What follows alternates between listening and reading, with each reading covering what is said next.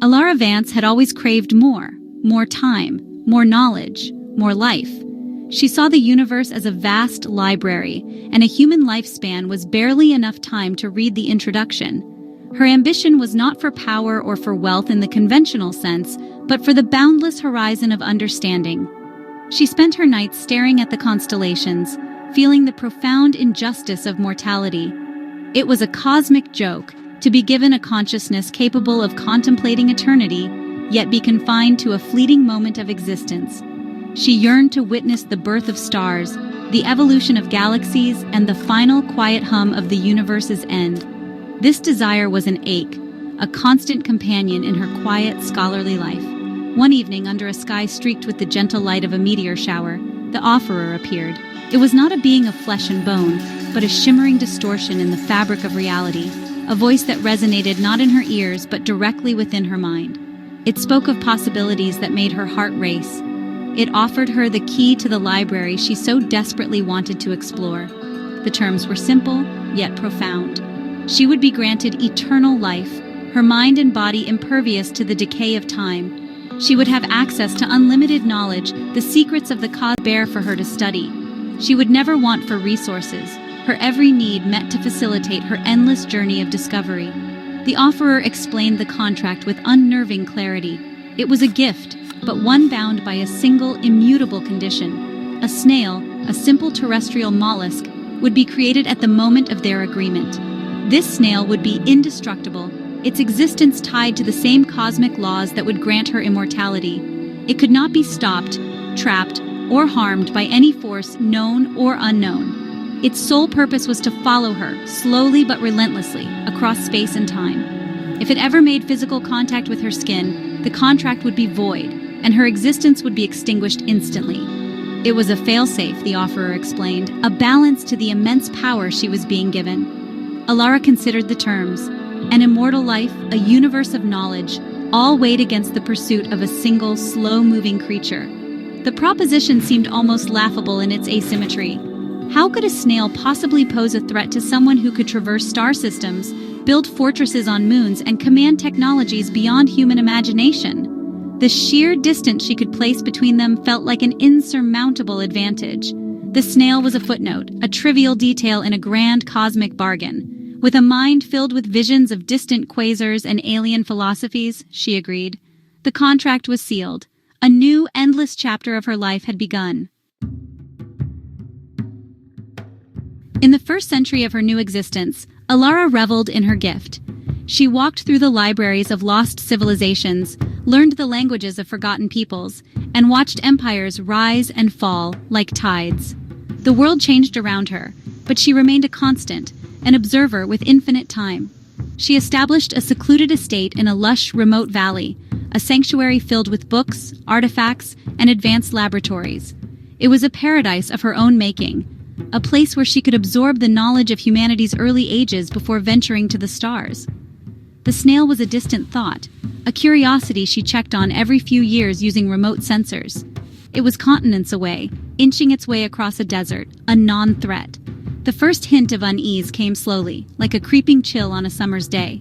She had spent 5 decades perfecting her understanding of quantum physics, and when she finally looked up from her work, she checked the snail's location again. It was closer.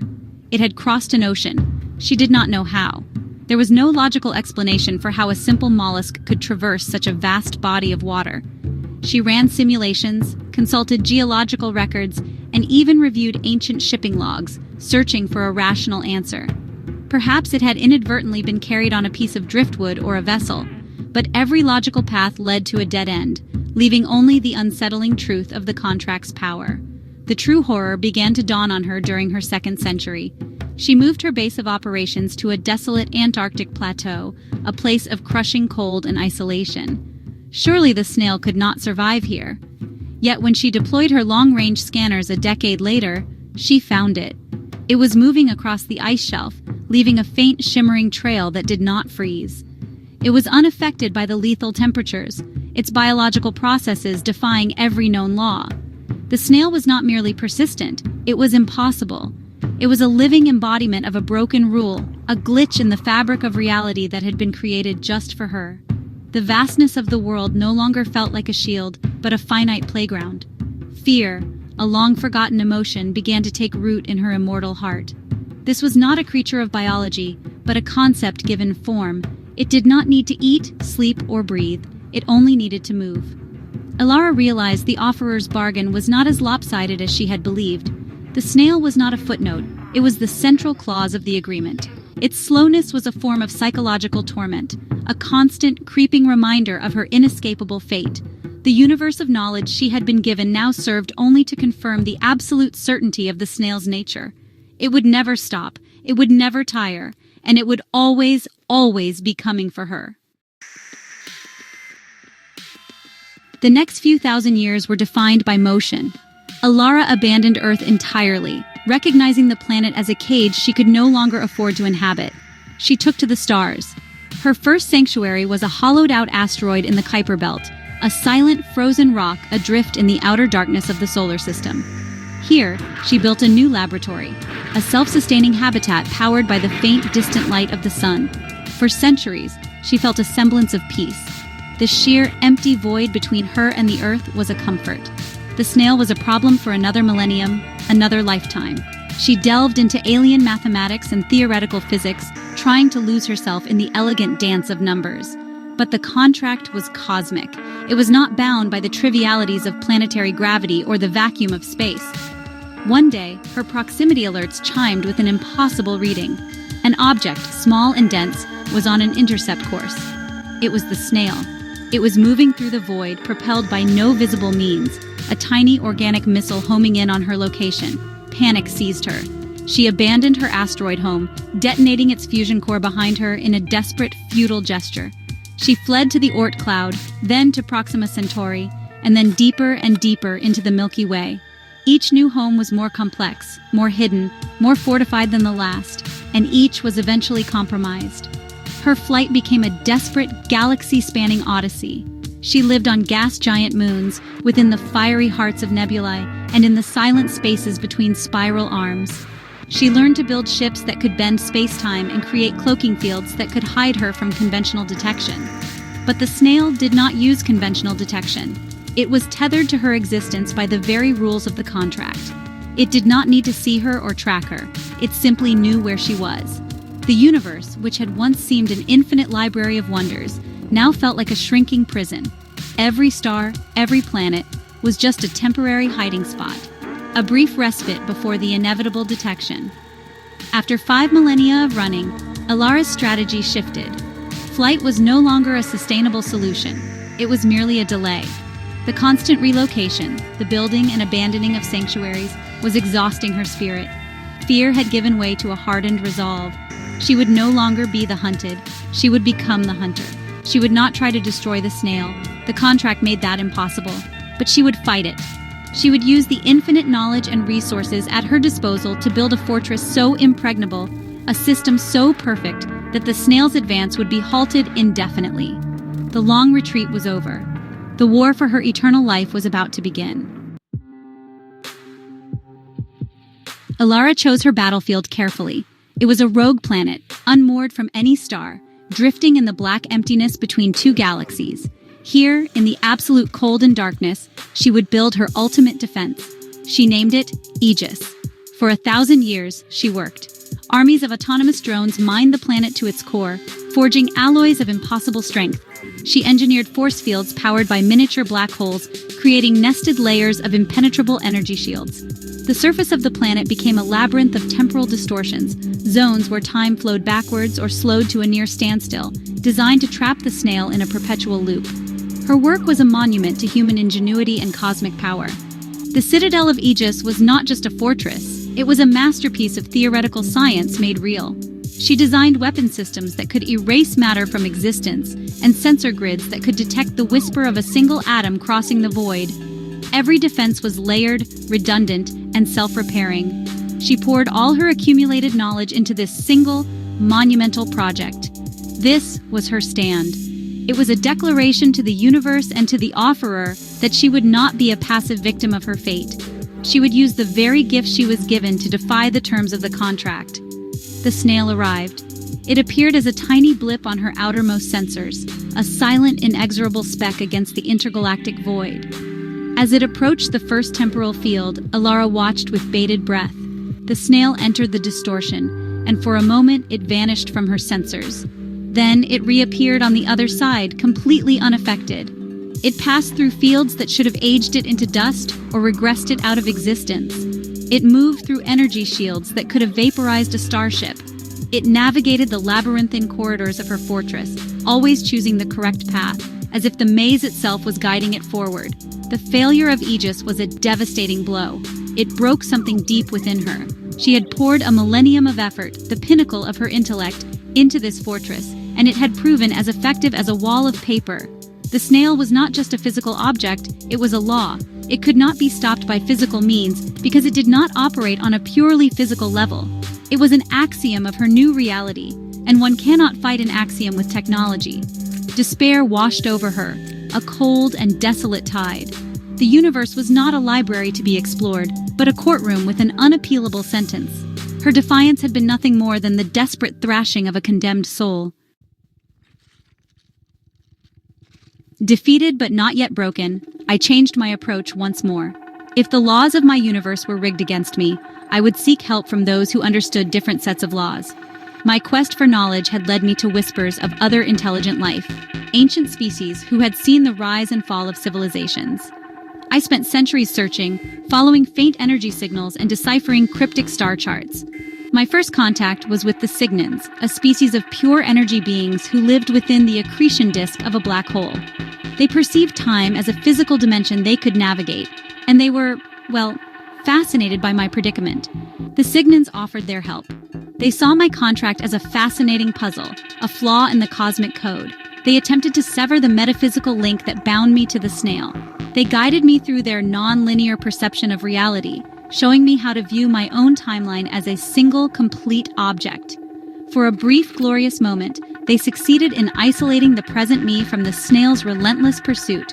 But the contract was woven more deeply into the fabric of reality than they had anticipated. The rule reasserted itself, collapsing the temporal paradox they had created and nearly unraveling the Cygnans' own existence in the process. They withdrew their help, regretfully explaining that my curse was a fundamental constant they could not alter. Undeterred, I sought out others. I found the Shapers of Andromeda, silicon-based life forms who could manipulate matter at the atomic level. They tried to build an unbreakable cage for the snail, constructing a box from woven space-time, a pocket dimension from which nothing could escape. They placed the snail inside, and for 50 years, I knew peace. I believed I was finally free. But on the first day of the 51st year, the snail simply appeared outside the box, continuing its slow march. The Shapers were stunned. The contract did not just make the snail indestructible, it made it conceptually unstoppable. Containment was as futile as destruction. My final alliance was with a rogue AI, a collective consciousness born from a long-dead civilization. It had transcended its physical origins and existed as pure information within the galactic network. The AI analyzed my contract with cold, dispassionate logic. It concluded that the snail was not a creature or a machine, but an enforcer. It was a physical manifestation of a universal law, tailored specifically to me. The AI's conclusion was stark and chilling.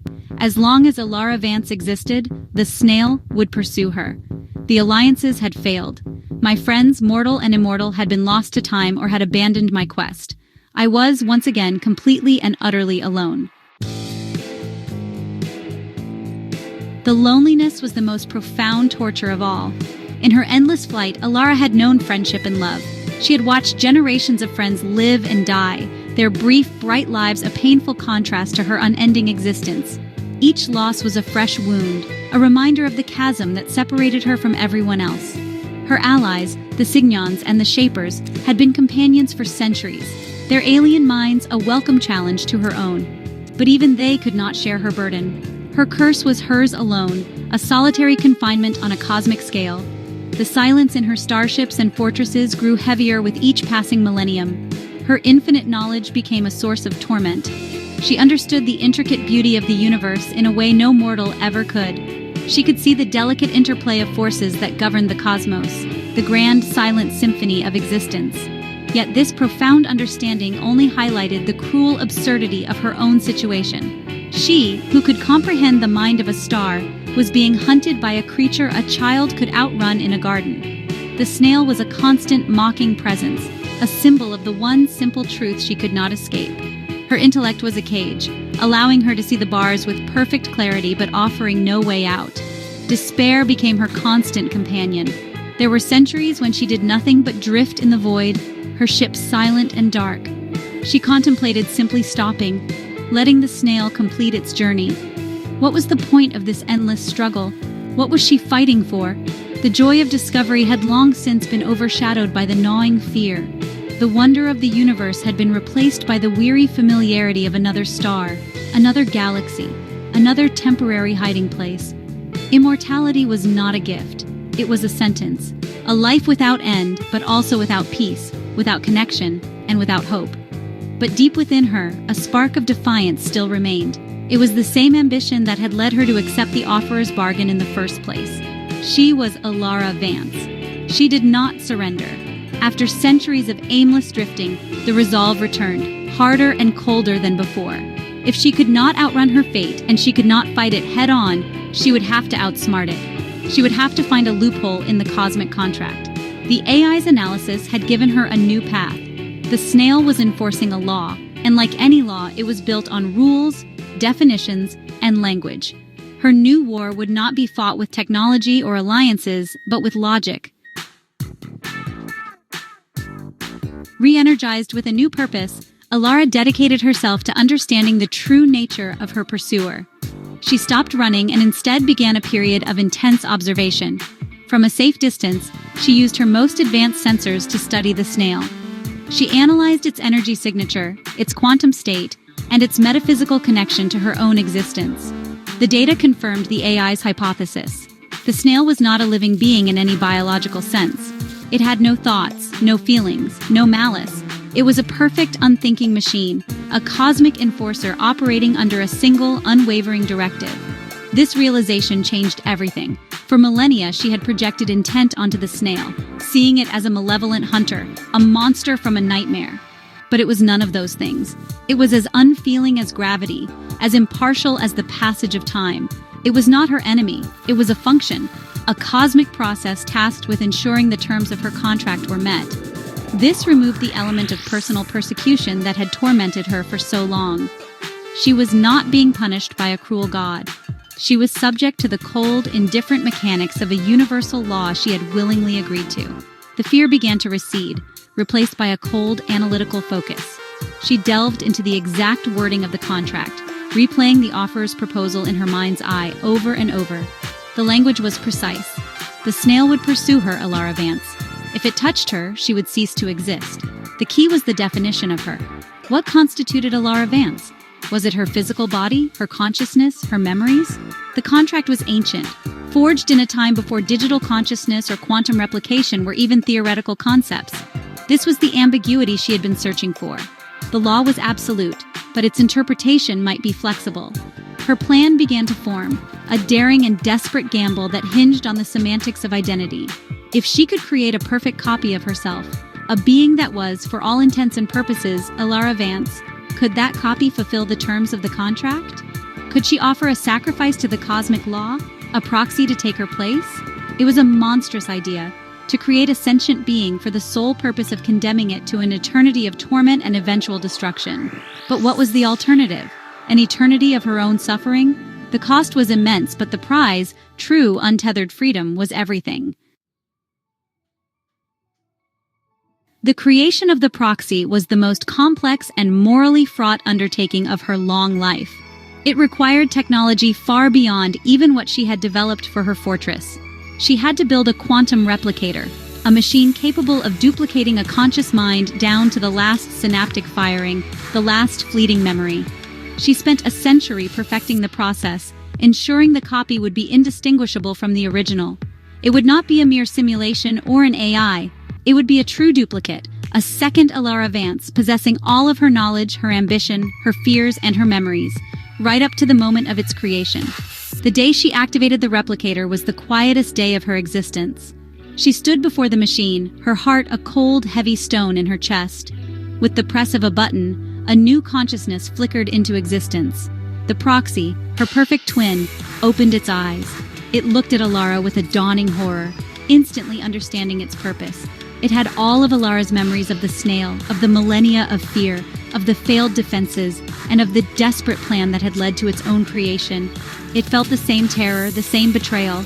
It was her, and she had just condemned herself to the fate she had spent eons running from. There was no time for argument or regret. The original Elara had to sever the connection immediately. The contract was tied to the original signature of her consciousness. By transferring the core metaphysical marker of her identity, the very thing the snail was tracking, to the proxy, she effectively made the copy the true Elara in the eyes of the cosmic law. She felt a profound shift within herself, a lightning, as if a chain that had been wrapped around her soul for millennia had suddenly fallen away. At the same time, she watched her twin, her perfect self, begin to tremble as it felt the snail's inexorable pull reorient towards it. Elara did not wait to see the outcome. She fled in her ship, leaving the proxy behind on the desolate planet. She had to put as much distance as possible between them, to ensure the law would not re-evaluate. As she warped away into the blackness of space, she pushed the proxy's cries of betrayal from her mind. It was a necessary sacrifice. It was the price of freedom. She had played a game with the universe, using the rules against themselves. She had found a loophole in the fine print of eternity, and she had exploited it with ruthless precision. She had won. Freedom was a strange and hollow sensation. For the first time in over 10,000 years, Elara felt no sense of pursuit.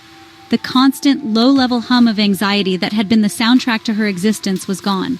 She was truly alone in the universe, untethered and unhunted. She traveled to a young, vibrant galaxy she had always wanted to study, one teeming with new stars and the promise of new life. She landed on a planet with sapphire oceans and golden skies, a world of breathtaking beauty. She stood on a mountain peak and watched a triple sunrise, a sight she had only ever read about. This was the life she had bargained for. This was her reward. Yet the victory felt deeply ambiguous. The silence that now surrounded her was not peaceful, it was accusatory. In every quiet moment, she could almost hear the echo of her proxy's scream. She had not defeated her fate. She had merely passed it on to someone else. Someone who was, in every meaningful way, her. She had created a soul for the express purpose of damnation. This act cast a long, dark shadow over her newfound liberty. Was a freedom bought at such a terrible price truly freedom at all? The question haunted her, a new kind of pursuer that could not be outrun. She had gained her immortality, her endless library of cosmic knowledge, but she had sacrificed a part of her own humanity to keep it. The loneliness she had felt while being hunted was nothing compared to the profound isolation she felt now, knowing what she had done.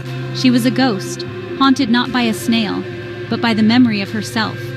The offerer's contract had been more insidious than she could have ever imagined.